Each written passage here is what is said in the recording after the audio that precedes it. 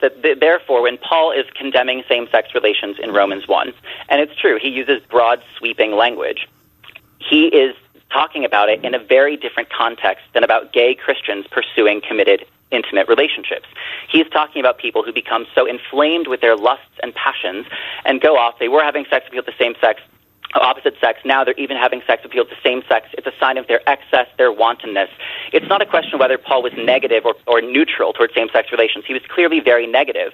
But the entire framework for his discussion of same-sex relationships is fundamentally different from our own. And this is the key point, pointing out that Paul is not talking about sexual orientation. He's not talking about gay Christians. So we don't need to set aside Paul's teaching. We need to realize that Paul is not speaking to the issue that we are faced with today. Homosexual behavior is not a monolith. It's not something that can like the types of same-sex relationships that gay Christians have are fundamentally different from the licentious, lustful, excessive practices Paul's condemning in Romans 1.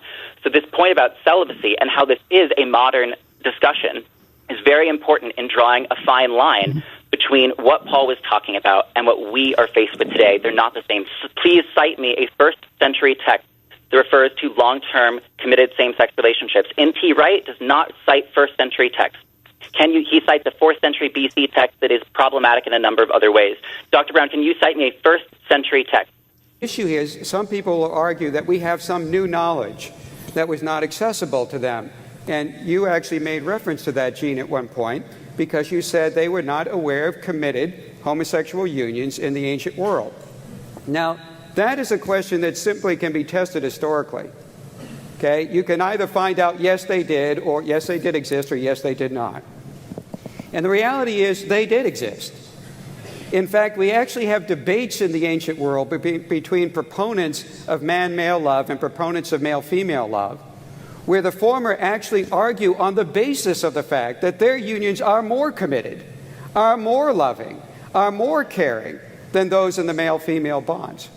We have texts after texts like Martial and Juvenal, the two 1st, 2nd century Roman writers, talking about semi-official marriage documents being signed between equal-age men.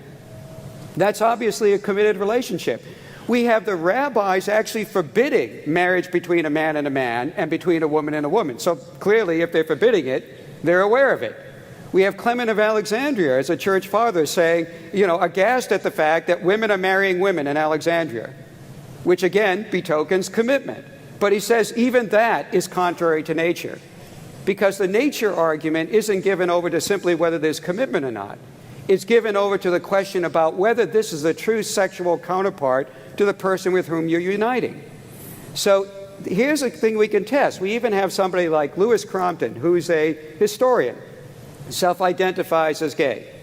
He wrote a 500-page book published by that homophobic press known as Harvard University Press called Homosexuality and Civilization. And when he gets to the issue of Paul, he says, there are some well-meaning people who want to argue that had Paul or other Jews of the period been aware of committed homosexual relationships, they would have changed their view. He said, as well-meaning as that view is, it happens to be historically wrong. Such relationships did exist. It would have made absolutely no difference to Paul or any other Jew of the period.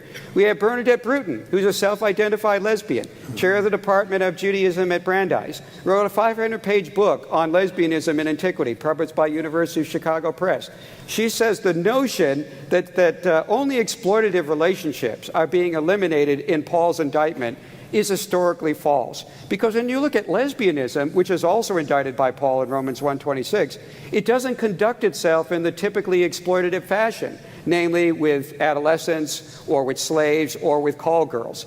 It rather tends to conduct itself in equal age pairings of commitment and love. So that when Paul indicts that, he's indicting the whole package. So my question to you is, given those examples, which nobody can contest, they're actually out there historically, and they've been argued even by persons supportive of homosexual unions who are historians and have written definitive books on the subject. How can you continue to argue that this knowledge of committed homosexual relationships was not accessible to the biblical writers, and therefore their indictment doesn't include it?